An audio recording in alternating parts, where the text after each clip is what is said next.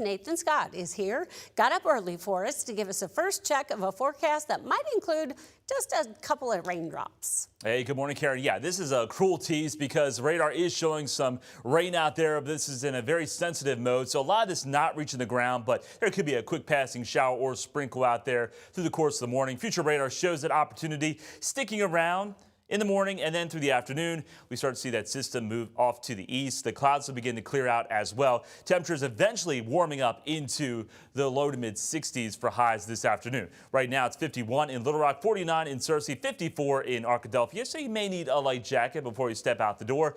64 is expected high in the metro, but more sunshine in southwest and south Arkansas. The numbers warming up into the mid, possibly upper 70s. Tonight, we drop down into the upper 40s to lower 50s with partly cloudy to mostly cloudy skies. And tomorrow, 80s return. We could get close to 90 on Thursday. I'll have more on that forecast and the latest map on burn bans because a lot more counties have been issued that concern.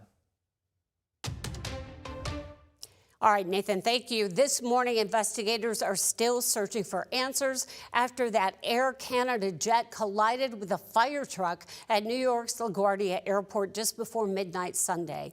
2 pilots killed in that crash. The airport has since reopened Monday afternoon, but the FAA says the runway involved will stay closed until Friday as federal investigators examine the scene. CBS News correspondent Bradley Blackburn has more. Surveillance video shows the moment an Air Canada Express jet collided with a fire truck, flipping it in a cloud of debris and smoke just before midnight Sunday at LaGuardia Airport. Truck 1 and Company LaGuardia Tower requesting to cross. The fire truck was initially cleared to cross the runway on its way to another emergency, but seconds before the collision, air traffic control tried to get it to stop. Stop. Truck 1, stop. Jack Cabot was a passenger on the jet. It felt like we hit a wall. Everybody just kind of like slammed forward in their seat right as that happened. National Transportation Safety Board investigators are analyzing flight data and cockpit audio recorders, and they're combing through the scene, which they've described as expansive. There is a lot of debris. We need to go through all of that and to figure out what we need to take back to the NTSB, to our labs. U.S. Transportation Secretary Sean Duffy says air traffic control staffing was not an issue at the time of the collision. We're a couple controllers short in total, but it is a well-staffed airport. The plane from Montreal was carrying 72 passengers and 4 crew members. The pilot and co-pilot were killed in the collision. Dozens were injured. A flight attendant was found on the runway, still strapped to her jump seat after she was ejected from the jet. In an interview, her daughter said it was a miracle her mother survived with just a broken leg. Bradley Blackburn, CBS News, New York. Transportation Secretary Duffy says Canada is sending a team of transportation officials to investigate the incident as well. And as investigators work to figure out that deadly collision, airports across the country are facing staffing problems. ICE agents arrived Monday at Houston's Bush Intercontinental and more than a dozen other airports to help ease those long security lines as the government shutdown stretches close to 40 days. However, ICE agents also retain the authority to enforce immigration law, so their presence is prompting mixed reaction by flyers. I mean, yeah, I think it just make them a lot more tense and a lot scarier to see because it's not like they look friendly. I think if it means shorter lines, then awesome. We appreciate the help. TSA officers are still working without pay, and more than 400 have already quit, prompting frustration from travelers and pressure from lawmakers to reach a deal. President Trump says he could deploy the National Guard if more help is needed. Back here at home, new development projects in Pine Bluff are sparking both excitement and some criticism as city leaders push to revitalize the area. From entertainment venues to multi-million-dollar plans for the former Pines Mall, officials say investment is on the rise. But not everyone is convinced. THV 11's Tamer Knight joins us now with details on what's ahead. Good morning, Tamer. Well, good morning, Karen. City leaders in Pine Bluff say a wave of new development could reshape the city's future and bringing in tourism, boosting the economy, and breathing life back into the city. Michael McCray, the city's cultural development specialist, says projects like a new go-kart and mini golf venue, along with plans for a casino and event center, are designed to draw visitors and dollars into the community. He describes downtown as a hub of cultural history with the potential to become a major destination once again. But while some residents welcome the progress, others remain skeptical, pointing to empty buildings and ongoing challenges like limited access to grocery stores. We're in the middle of a haircut. And so you can't judge it by that. And everybody agrees we need all of that, but we need all these things.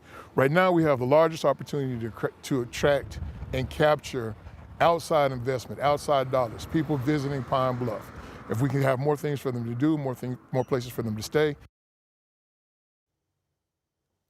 As for the food insecurity, Edmund Pillars plans to purchase the old Pine Mall for $68 million, transforming it into a hydroponic farm and marketplace. The facility will grow fruits, vegetables, and seafoods like fish and shrimp. Now, despite the mixed reactions, leaders say the city is still in the early stages of transformation, and they believe the long-term payoff could be significant. Reporting for TGV 11 News, I'm Tamer Knight.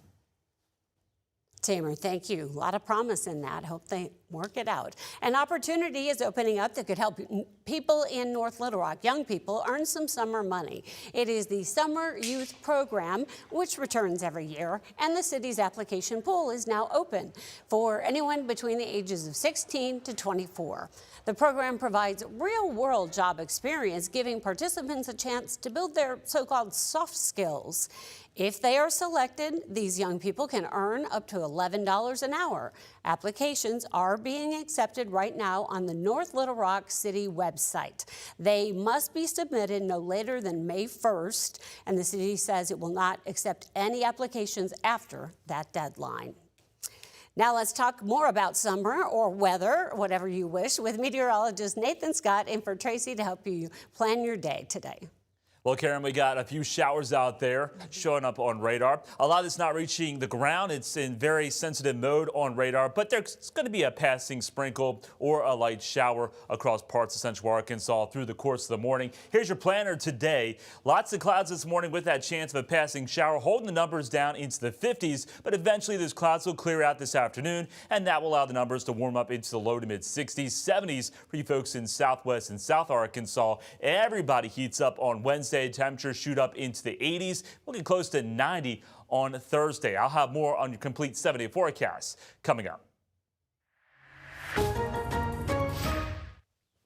And the time now is 5 minutes after 6 o'clock. Here is a live look. Outlets of Little Rock. This is the interchange of Interstate 430 and 30. And you can see traffic volume is pretty light, of course, because we're dealing with spring break. There we go. So we got no traffic incidents to report across central Arkansas. Hopefully it continues to stay that way.